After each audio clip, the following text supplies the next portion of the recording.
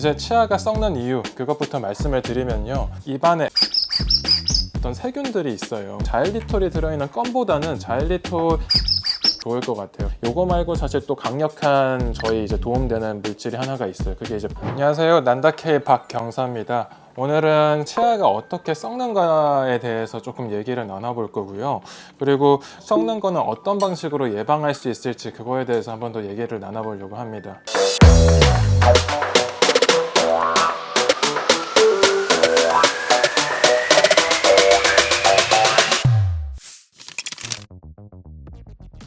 이제 치아가 썩는 이유, 그것부터 말씀을 드리면요, 입안에 S 뮤탄스라는 어떤 세균들이 있어요. 근데 그 세균들이 설탕이라는 그 성분만 걔네들이 이제 받아들여서 그거를 이제 소화를 시키는 과정에서 산을 만들어내요. 그래서 그 산 때문에 치아가 이제 부식되면서 썩어서 이제 까맣게 되고 그리고 녹아서 없어지고 이런 과정이에요. 근데 그러면은 이제 많이들 물어보시는 것 중에 그러면 설탕만 안 들어가 있는 뭐 예를 들어서 그냥 밥만 먹으면 그럼 괜찮냐 이렇게 물어보시는 분들이 간혹 계세요. 사실은 그렇지는 않아요. 탄수화물 같은 것들이 이제 대사가 되고 난 다음에 잘게 쪼개지면은 거기서도 또 설탕이 나올 수 있는 거거든요. 그래서 탄수화물을 먹었다라고 하면은 사실 썩을 수 있는 가능성은 있다라고 보셔야 돼요. 물론 이제 설탕을 바로 먹었을 때보다는 조금 덜하기는 하지만요. 그럼 설탕이 이제 적게 포함된 그런 음식들을 먹었을 때는 확실히 썩는 거는 조금 더 이제 방지를 할 수 있다기보다는 덜하다 정도로 보시면 될 것 같고요. 이런 이제 당류 중에 이제 설탕도 있겠지만 뭐 여러 가지 당이 있는데 다른 것들은 대부분은 이제 그 S뮤탄스가 대사하는 과정에서 역으로 돌려서 결국엔 설탕을 만들어내서 대사를 할 수 있는 과정들이 있는데 특이한 애가 하나가 있어요. 그게 이제 자일리톨이라는 거예요. 오늘 요거에 대해서 얘기를 한번 나눠볼까 하는데, 그래서 제가 자일리톨 몇 가지를 이렇게 준비를 해왔는데요. 자일리톨은 뭐냐 하면은 세균들이 대사를 할 수 있는 구조물이랑 비슷하게는 생겼는데 중간 단계에서 대사가 소화를 못 시키면서 갑자기 막혀버리는 경우가 생겨요. 그래서 결국에는 일종의 세균들을 굶겨버리는 거라고 생각하시면 됩니다.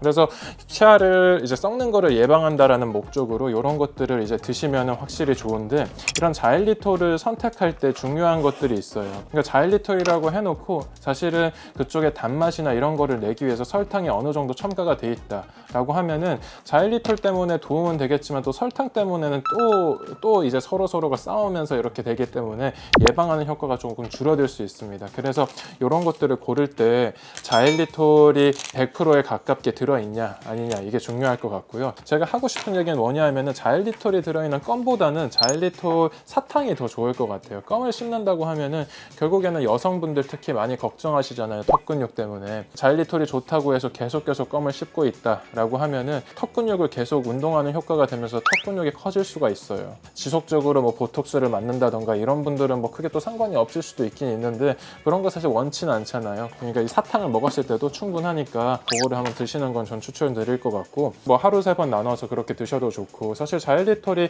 단맛이 나요. 그러니까 당이랑 이제 비슷한 성분이다 보니까 우리 미각에서 그것들을 이제 단 성분으로 생각을 하기 때문에 이게 맛도 좋고 예방하는 효과도 있으니까 만약 군것질 좋아하시는 분이 있다면은 이걸로 한번 바꾸는 것도 저는 좋은 방법인 것 같아요. 근데 물론 이거를 먹는다고 해서 그냥 아예 이제 나는 양치도 안 해도 돼 이런 상황은 절대 아니에요. 두 번째로는 이런 것들 사실 보시면은 주의사항에도 잘 나와 있어요. 그러니까 자일리톨이 좋다고 해서 이 한 통을 예를 들어서 다 먹어버려요.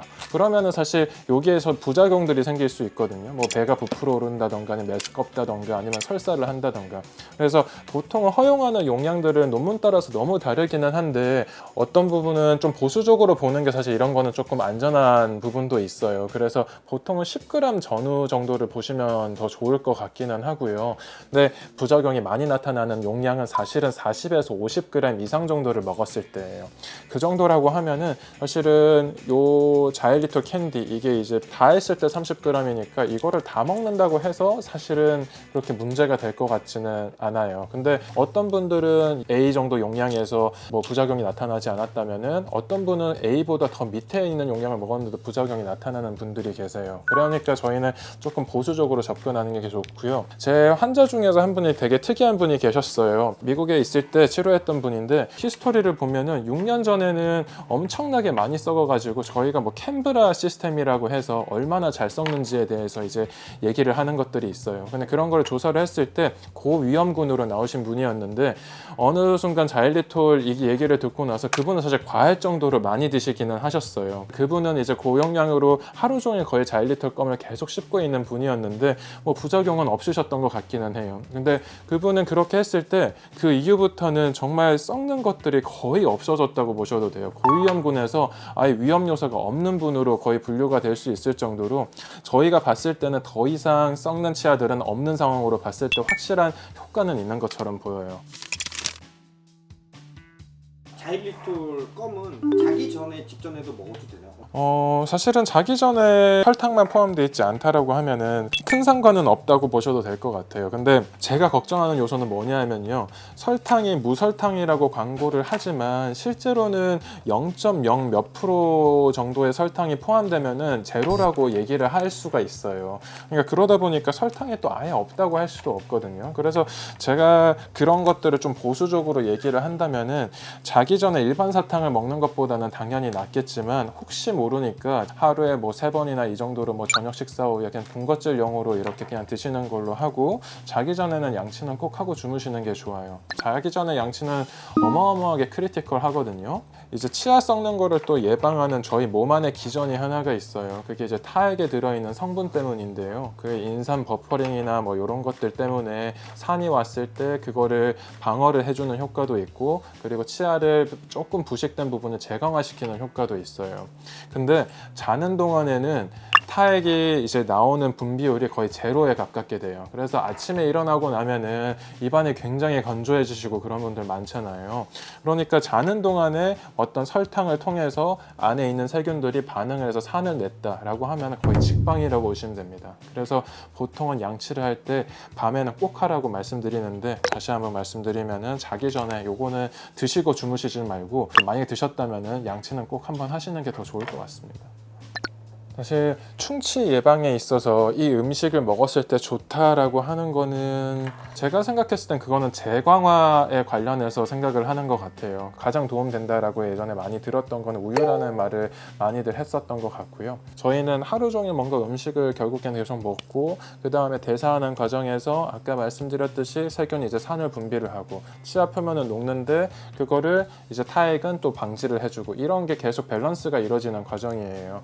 근데 그 과정에서 우유에 있는 뭐 칼슘 이온이라던가 이런 것들이 있으면은 확실히 그걸 재강화하는데 도움은 될 수 있을 것 같은데, 그런 것들이 아주 크리티컬하다고 보기는 좀 어려운 것 같아요. 당근도 제 기억에는 예방치약에서는 사실 그거를 좋다라고 말은 하고 있는데 그것도 똑같습니다. 거기 안에 들어있는 뭐 이온이나 그런 이제 밸런스 맞추는 과정에서 유리할 수 있으니까 말씀을 드리는 거고요. 제가 생각했을 때는 이거를 먹었을 때 도움이 된다라기보다는 요거는 좀 피하면 좋다 이렇게 생각하시는 게 더 나을 것 같아요. 뭐 설탕은 뭐 이 음식 저 음식에 들어가 있는데 설탕 구조가 뭐 다른 거는 아니에요. 다 동일한 거라 보니까 다 똑같이 안 좋은 상황인 거는 맞는데 성상의 문제인 것 같아요. 예를 들어서 그 설탕이 이제 치아에 눌러 붙어가지고 계속 이제 치아 표면에 붙은 상태로 세균과 계속 인터랙션을 할 수 있는 환경을 만들어준다. 그리고 그게 끈적끈적한 게 이제 닿는 순간 이제 타액이 그거를 덮을 수가 없어요, 치아 표면을. 그러면 이제 문제가 되기 시작하는 거예요. 그래서 치과 의사들은 많이들 뭐 카라멜 이렇게 들러붙는 것들, 그런 것들은 거의 잘 안 드시는 것 같고요. 젤리 이런 것도 마찬가지입니다. 근데 사실은 뭐 저는 개인적으로 그걸 좋아하지는 않지만 좋아한다고 하더라도 사실은 좀 피할 것 같습니다. 그리고 사실은 저희가 이제 자일리톨이라고 할 때 이제 저희가 치아 썩는 거 예방 효과 때문에 많이 말씀드렸는데요. 요거 말고 사실 또 강력한 저희 이제 도움되는 물질이 하나가 있어요. 그게 이제 불소라고 하는 건데, 언제부턴가 한국에서는 사실 불소에 대해서 뭔가 반감을 너무 많이 가지시고 성인들도 무불소 치약 이런 것들을 오히려 선호하시는 분이 계세요. 그거는 제가 생각했을 때 굉장히 잘못된 생각이고요. 불소 함량이 있었을 때 치아 표면을 튼튼하게 해주는 효과도 있고, 세균이랑 싸움에서 이제 조금 더 산에 덜 녹아 나갈 수 있게 그렇게 도와주는 효과도 있어요. 또 다른 효과는 뭐냐 하면은 아까도 자일리톨처럼 대사 과정에서 어떤 한 단계를 좀 막아주는 효과가 있기 때문에 불소는 어느 정도 썼을 때 좋아요. 또 아마 걱정하시는 것들은 이런 건 것 같아요. 그런 것들을 먹었을 때는 확실히 문제가 될 수 있는 거예요. 근데 사실 성인분들 중에서 뭐 양치를 하다 그걸 삼켜버리고 이런 분들은 사실 거의 없잖아요. 저희가 이제 무불소 치약이나 이런 거를 권해드리는 분은 누구냐 하면은 6세 이하의 어린아이들, 어떤 전신질환이나 아니면은 몸을 이제 가누기 어려운 분들이 그거를 하다가 먹어버리면 이제 문제가 될 수 있으니까 그런 분들한테는 간혹 그렇게 저희가 말씀드리는 거지, 불소에 대해서 반감 가지실 필요 전혀 없는 것 같습니다. 보통은 막 불소 도포를 하겠다고 일반 치약을 가지고 그렇게 나는 불소 함량이 높은 거니까 이거를 많이 발라두고 예방 효과를 극대화해야 돼, 뭐 이렇게까지 생각하실 이유는 없을 것 같고요. 세제 같은 것들이 이제 입안에 머금고 있는 거니까 그냥 이제 3분이 지나면 물로 헹궈내시면 된다고 생각합니다. 보통 저희가 기억하기 쉽게 333 뭐 이런 말 예전에 많이 했었잖아요. 3분이면 충분합니다. 난다케의 박경서였고요. 일단 치아 썩는 기전은 뭐였냐, 이거를 예방하기 위해서는 뭐를 하면 좋냐, 자일리톨과 그리고 불소 도포, 그리고 뭐 불소가 포함되어 있는 치약, 이런 것들을 사용하면 좋다, 이런 얘기에 대해서 나눠봤어요. 그리고 아까 잠깐 얘기가 나왔었는데 이제 구치에 관해서 이제 가글액, 그거는 다음번에 제가 컨텐츠로 만들어서 좀 재밌게 해가지고 다시 한번 찾아오겠습니다. 감사합니다.